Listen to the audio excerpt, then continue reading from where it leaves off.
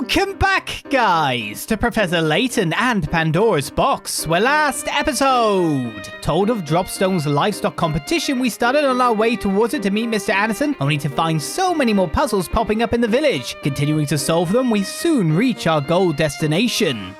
Puzzles all over the place. This whole festival's been... You've got less of it. You've got different notes. This whole festival's been put on by the Andersons, the wealthiest family in the village. As you're new here, let me fill you in on that family. The Andersons live in the mansion at the north end of town. Makes you turn green with envy, eh?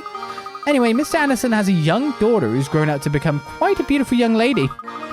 Her name is Katia, and she's the most unusual combination of both beautiful and sweet.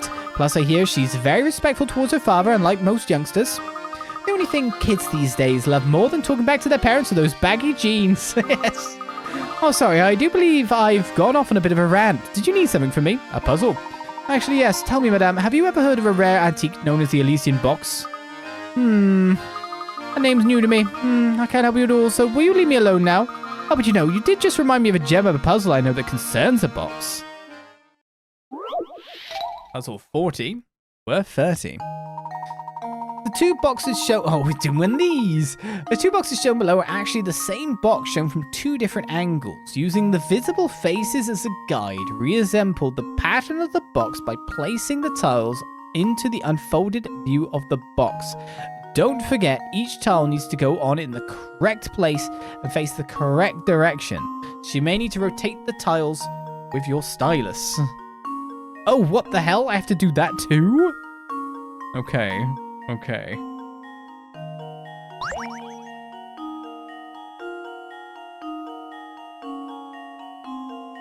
So the triangle would be here. Because it... No, it wouldn't be there. Shoot. No. It would be here? Or here? Or here? Oh no, it could be two places. I've made my mic very flaccid at the moment. I keep knocking it over. I guess I've got it intersecting a little bit too much with my puzzling area at this point in time.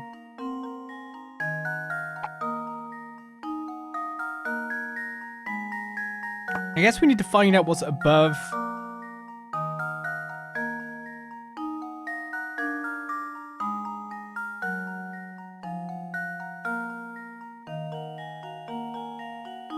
No.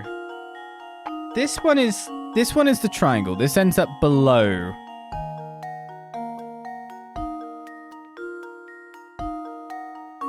Yes, that ends up below.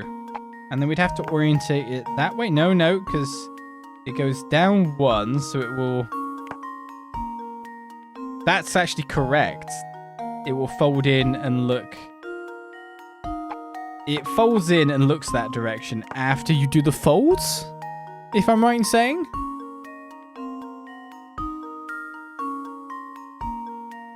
This is to the left of that. And then it folds down.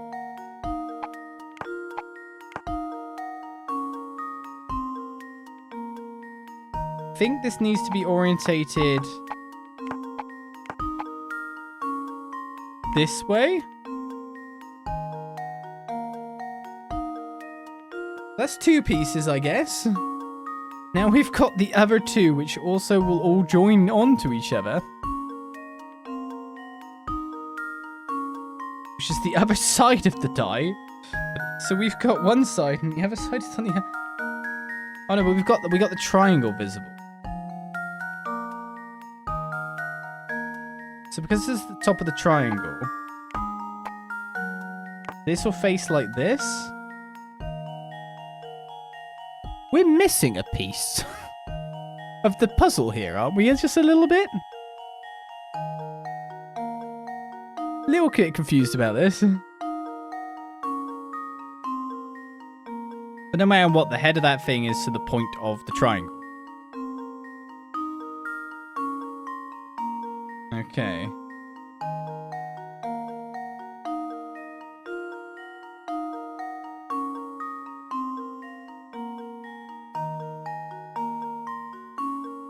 So now we've got to figure out where the clover goes. Well, the tree, actually. It's a tree. It will be adjoined on to both the person and the triangle, which I think does make it this one.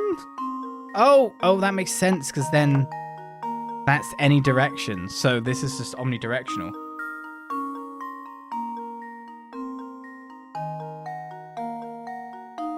So that will be connected to the person and the triangle, and that will be true. Triangle will be facing left. I weirdly think it's just this, just the rotation of the one object.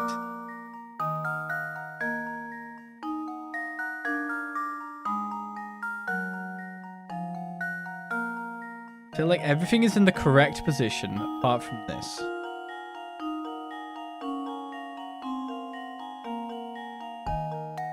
And weirdly, I get the feeling that this is in the correct position. So it'll end up flipped. So it'll end up facing the opposite direction of the spade in the center.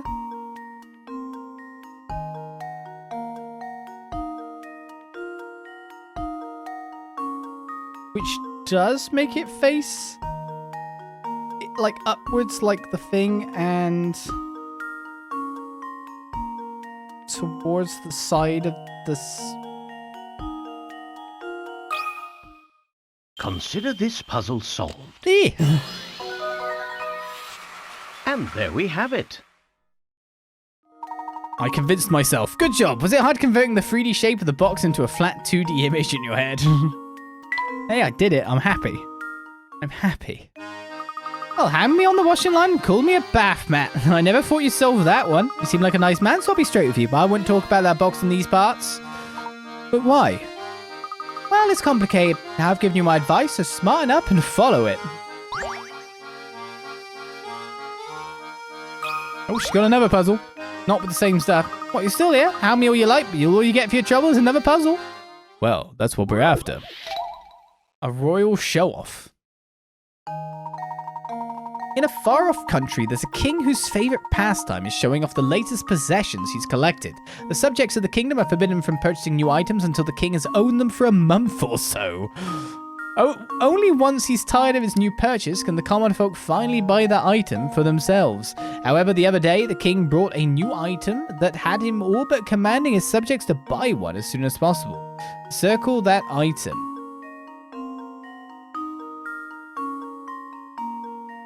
A cat.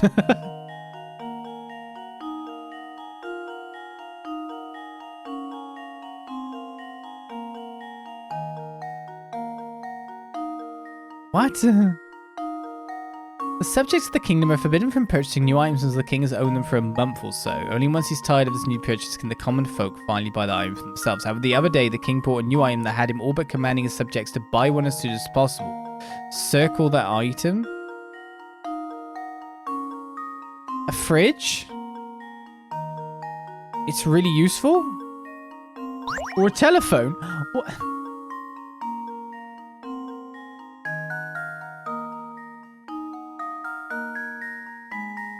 Everyone should have a cat. That's the only correct answer. You're right. Like, I'm wondering about, like, the level of expense. Ordering people to buy cactuses, or it's like, is it also in the region of like what's the easiest to buy for the subjects too? Is this rather obvious? No.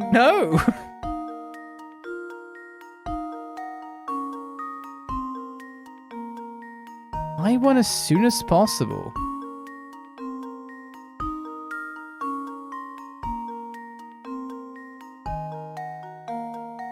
But there isn't only one item that makes sense. None of these items make sense to me. Like, I think a fridge is a thingy item, luxury item, but I'm just like, why is it like, a fridge is the only one that's there that's, like, a need. But that feels too easy.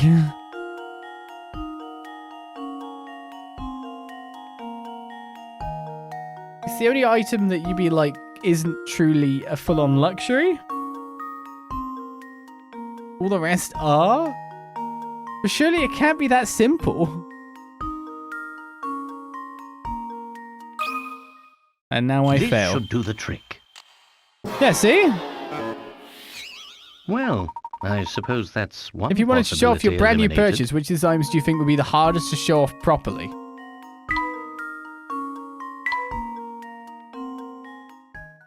Well, I'm not looking at show off. The show off seemed to be like a period of time that lasted for, you know, a period of time. So like he was keeping it on some kind of exclusivity. I was looking at more like a royal that actually wants to help his people for bloody once and not have a 1 month embargo. And I think like if you haven't got fridges in your nation, we should probably have fridges. Maybe I'm thinking too like help the people when we're like we should be like tear down the kings and all that. Useless buggers.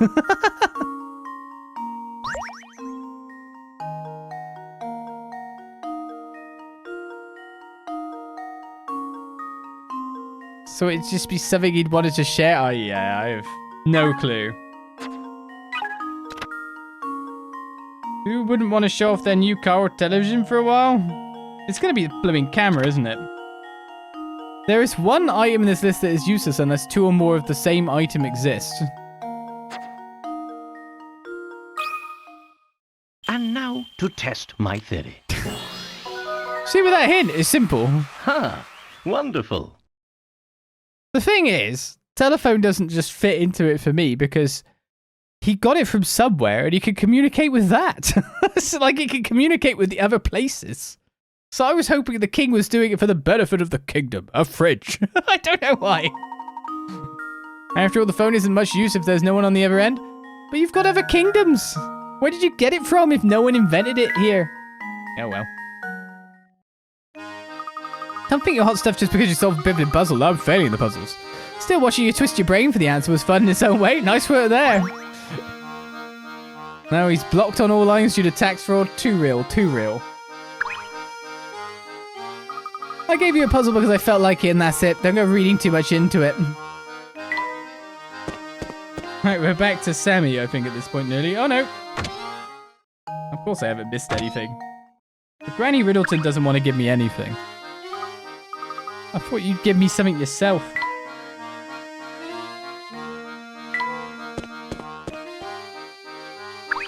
Oh, yeah, you're not going to give me another puzzle then. Right, we've been through most of the village again, failing puzzles left and right. 47 solved, though, at this point.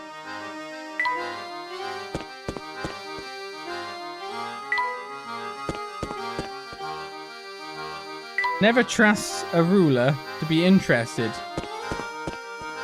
in the improvement of his land. My goodness, look at this place. We all know the doom that bringing phones to a nation is now, after all. I can never stop looking. My goodness, look at this place. Phew, we made it back in time to catch the competition. If we've been informed correctly, Mr. Anderson is judging the entries. So we should be somewhere around here, right?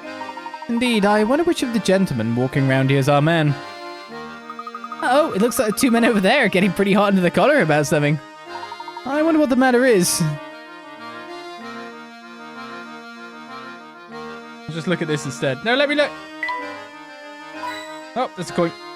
I guess I'll have to pay attention to these two. Just look at that mangy hide. Anyone with 2 eyes can see that's no bovine of mine. I know what's going on here. Someone swapped my prize crowd for this low-class heifer. Well, what do you want me to do about it? Can you at least point out which cow is yours? No, probably not. Now, how do you expect me to do that? Oh dear, this is going to get ugly. What's wrong, mister? This fellow here seems convinced someone swapped his prize cow for another cow. I'm telling you, that ain't no cow of mine. My cow was perfect from horns to tail. See what I mean? There's just no convincing him. We can't start the contest with him carrying on, but I don't know how we can clear the situation up. I'll take care of this. The cows are sure to know if any monkey business has gone on. Okay, are they? Of course. Why didn't I think of that myself? I'll leave this one to you, Luke. Excuse me, ladies. Can you help us out here? I see. Did you find out anything of use? I found out they were on Olizandri's IQ level. I certainly did. If I had to sum up our conversation, it'd go something like this. Puzzle 50. 5 cows are grazing at the festival. 2 of them are true moo cows, a breed that only tells the truth. The other 3 are no way cows. Okay. No way? No way? No way? Sure. A breed that only... Oh no, it's telling the truth and telling lies again. Just in cows. A different variety that always lies. Use the following statements from each cow to work out which cows are liars. Touch a letter to mark it with an X. A. D is a no way, I promise. B. Oh no, C isn't a true moo cow. C says A isn't a no way cow, no way. E is a no way if I've ever seen one, says D. And B is definitely not a true moo. That just sounds like garbage. Okay, no way. So if D is a no way, then B would be a true moo. So I should actually go T and N, I guess. I'll just brand its butt. B. Oh no, C isn't a true moo cow. Well, if that's the case, then C would be an N. But B would still be a true moo cow. Oh, this is working. C, A ain't a no way cow. No way. So that would mean that you're saying that A is a true moo cow, but we think you're a no way cow. We should put that as an N. But a possible T in the sky. D said E's a no way if I've ever seen one. But we think that D's a liar, which would make you a true moo.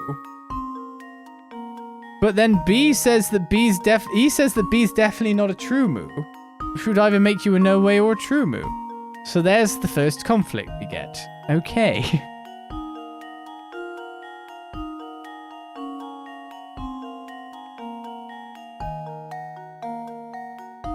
So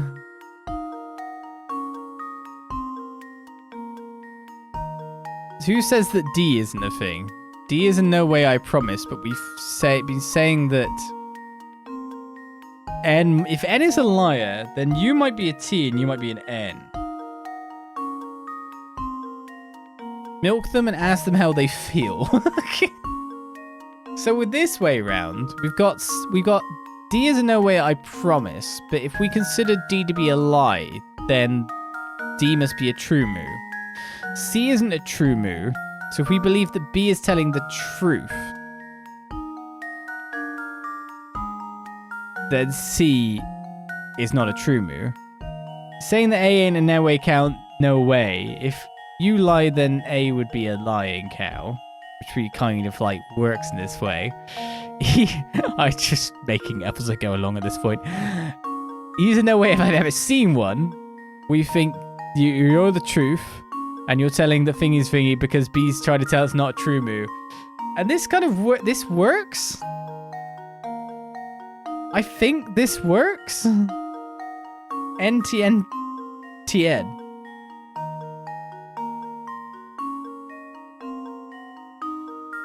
So we're working out which cows are liars?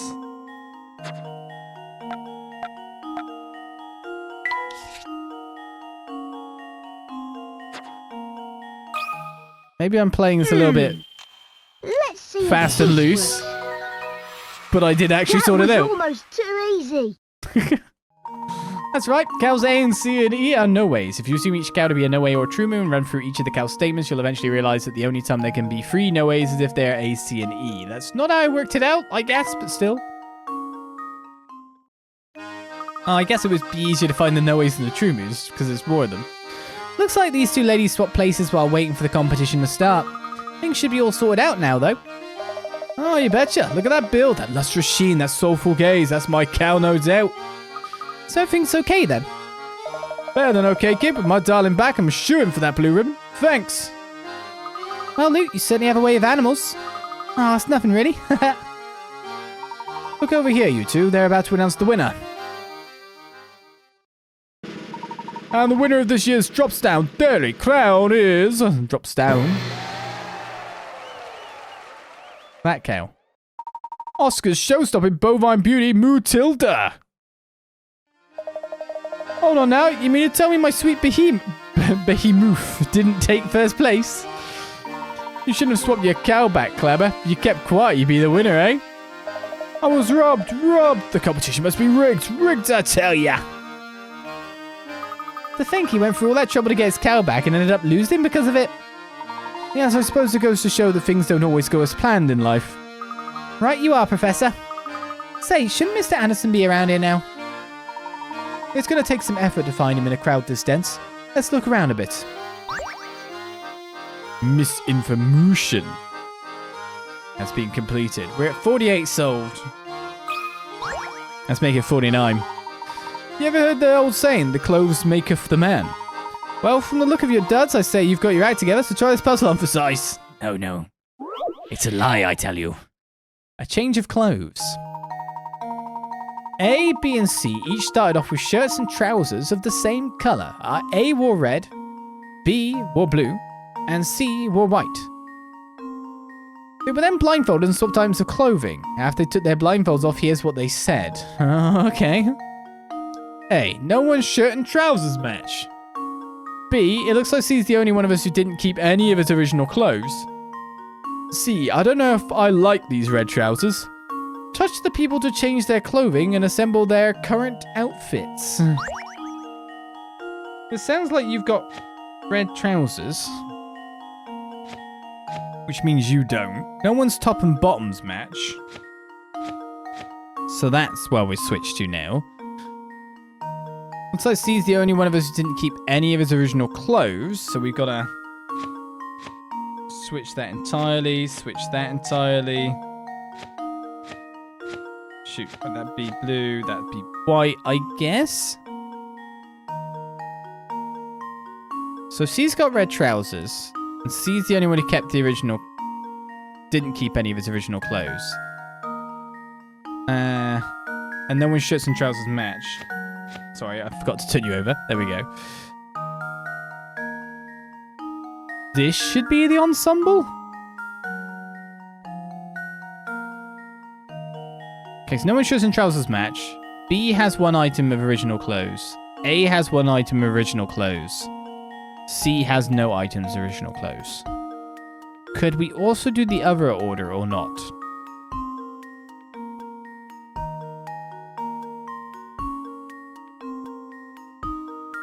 Like, could the one in the middle be red and white and the one in the left be blue and white?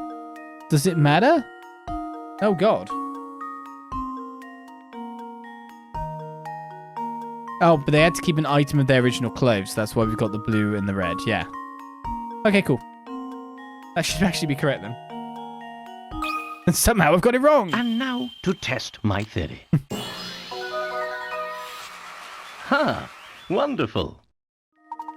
Nicely done. You know that C is the only one not wearing something from his original outfit, meaning he's not wearing anything white. You also know he has red trousers, so his shirt must be blue. Since A and B are each wearing one item of their own, you can deduce that A is dressed in a red shirt and B in blue trousers. With all that settled, all you have to do is place your remaining white items in the right places and the puzzle is solved. That was quite an easy one.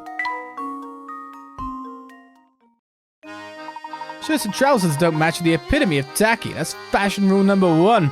Rule number 2, no one can pull off sequins. But with that swish suit of yours, you're golden. No swanky nightclub will turn you away, I guarantee it. All right, wrestlers can pull off sequins. It's very specific gear, after all. Yeah, I'm just about the slickest dresser in all of Dropstone. See this hat? No one else can pull off a look this edgy. That's edgy, is it?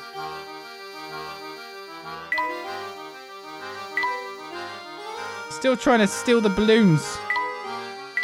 Okay, there's nothing else going on here now. So that's, I guess, time for us to leave. We've seen the contest. Now what else is happening? We never did manage to meet Mr. Anderson, did we? No. Yes, what a pity. I had a feeling he'd provide us with a lead on the Elysian box. Hello there, fellows. I haven't seen you around these parts before. I heard you chatting about Mr. Anderson and thought to myself, hey, I can help. Yeah, I'll point him out. He's a cow. Oh, God, it's a puzzle. Who's Mr. Anderson? I just saw Mr. Anderson around here a minute ago. He shouldn't be too hard to spot, what with that beard and hat. Yep, he's a real gentleman, and he always looks smart with his cane and that dapper little bow tie. Oh, and he doesn't wear glasses, in case you're wondering. Look, there he is now. Using the clues in the above statement, can you find and circle Mr. Anderson in the crowd? Beard and hat. And he always looks smart with his cane and that dapper little bow tie. Okay, so this fits mostly this guy. But he doesn't have the bow tie visible. I mean, this guy does have a hat. But he's not wearing a hat. Is this a trick? He's got a cane. He had a hat. Beard. No beard, no hat. Actually, technically this guy is wearing a hat, no cane. This guy's got a cane, but he's got no beard, he's got a mustache. I think it's the guy who's lost his hat.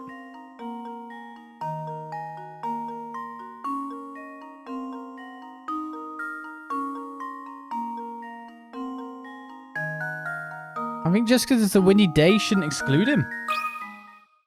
Consider this puzzle solved. A true gentleman leaves no puzzle unsolved. Good eye. It looks like the wind tried to carry off Mr. Anderson's hat.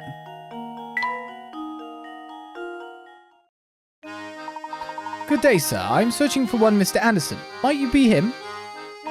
The one and only, my friend. And with whom do I have the pleasure of speaking? The name is Herschel Layton. My friends and I have come to this fine place in search of the Elysian box. I thought a man of influence such as yourself might be able to offer us some direction. The Elysian box, you say? Why would you want to go chasing after a thing like that? I take it you are familiar with it. Familiar? No, I've heard the rumors, of course. I know it's referred to as Pandora's box. I also believe my dear mother once searched for the very box of which you speak. Interesting. Please elaborate. Ah, well, my birth mother died when I was very young. The mother I speak of is actually my mother-in-law, Sophia. She founded this village way back when. The kindest soul I've ever met. Sharp, too. I married into her family, but she treated me like her own flesh and blood. Since I never knew my own mother, I suppose it would be fair to call Sophia my real mother. Even after my wife passed away, Sophia continued to treat me as one of her own. Sophia looked high and low for that box, but she never could find what she was looking for. So she made efforts for her own to search for it. Fascinating. Tell me, where might Sophia be now? She left us last year. In her last days, she spent a lot of time holed up in her room writing. Sadly, I never found out why she was so intent on getting her hands on that box. I see. I'm sorry for your loss. Thank you. Well, my mother may have known something about the subject, but she's gone now. Now you know as much as I do. I regret that I couldn't be more help to you, sir. Not at all, Mr. Anderson. I've learned a great deal from our conversation. You have my thanks. Oh, one thing before you go, Mr. Layton. Please take a look around you. These picturesque hills, these happy people. Dropstone has been blessed with so much. Sophia built this place from scratch into a village full of warmth and camaraderie. Dropstone must never be allowed to wither and die like so many other villages. After all, this place owes its current prosperity to the many sacrifices she made. Forgive my ramblings. Once I start talking, I sometimes have trouble stopping. Enjoy your time in Dropstone and be well. Good day. Looks like that was another dead-end lead. I wouldn't say that, Luke. It would appear this village is inextricably linked to the Elysian box. I also find Mr. Anderson's choice of words interesting. I wonder what he meant by sacrifices.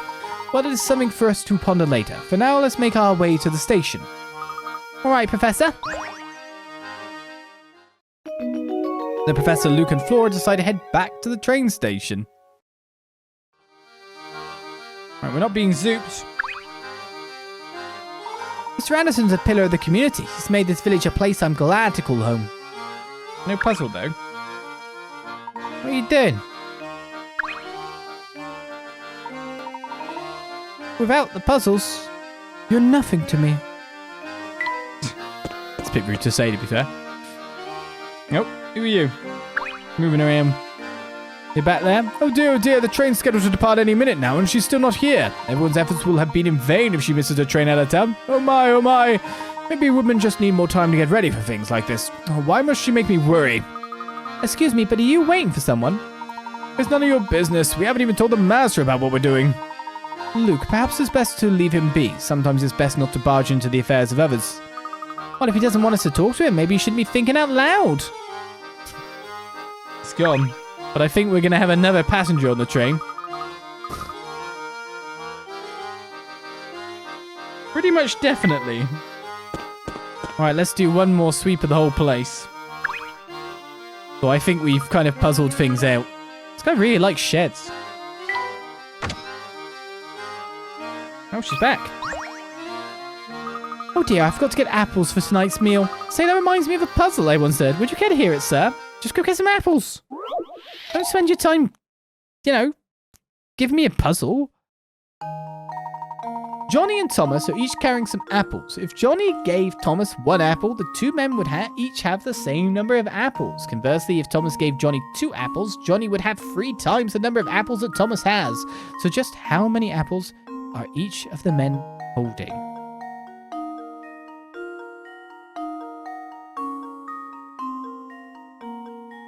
So, in the case that Thomas gave Johnny 2 apples,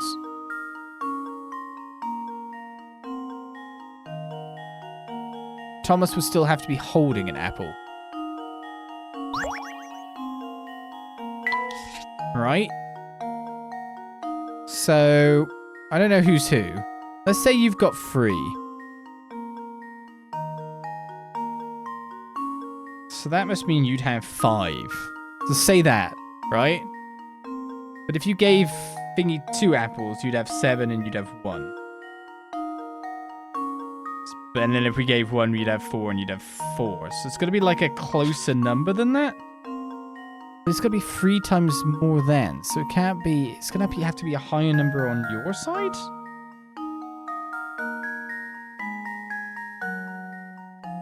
Or 5.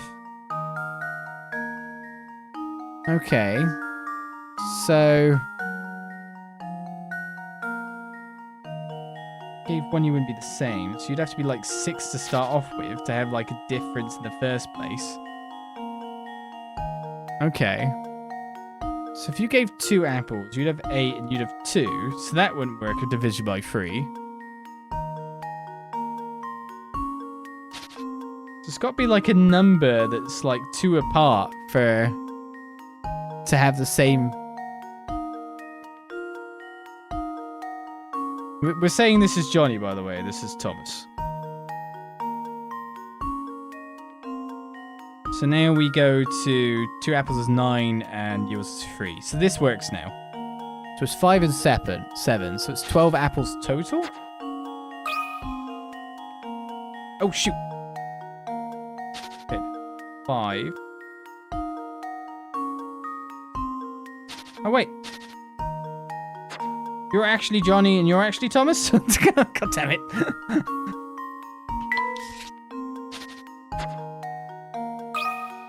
You're Thomas, okay. So I just have to work out which one's which.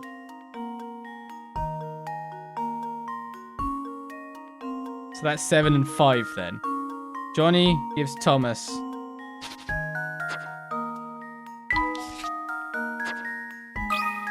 Johnny, Thomas. Johnny gave Thomas 1 apple. Yeah, it's 7 and 5 then. If Thomas gave Johnny 2 apples, Johnny would have 3 times the amount of apples that Thomas has. Yes. I didn't realize This should do the trick. they had bang-on names, which makes sense. A true gentleman. Did it say leaves no Johnny and puzzle Thomas on the unsolved. picture before we tried to input the answer? Has that changed my, like, had to make me work some stuff out again? Nice, Johnny has 7 apples and Thomas has 5. As you can tell, if Johnny gave Thomas 1 apple, both men would have 6 apples. Additionally, if Thomas decided to give Johnny 2 of his apples, Johnny would have 9 apples in total, 3 times as many as Thomas. That's the answer, alright. So where will you be heading next, Professor Layton? Once our train is in working order, we'll be moving on to the next town. Oh, then I expect you'll run into the young mistress. She's leaving on the Molentary Express today. Should you bump into her, do say hello. Oh, remember, please keep Miss Katia's trip a secret from the master. Seems a bit wrong, to be honest with you. I do so enjoy your company, Professor Layton. Tell me, if the Molentary Express couldn't be repaired, would you ever consider settling down here? Ooh. Well, Layton. It's getting late. Maybe. Right, so you have nothing new. You're still security guarding. We'll never be back here, so we never got to go to the manor in the end. Taz is still fishing. Yeah, I think when we swept through, we actually got all of the puzzles that were left. Just a bit prematurely.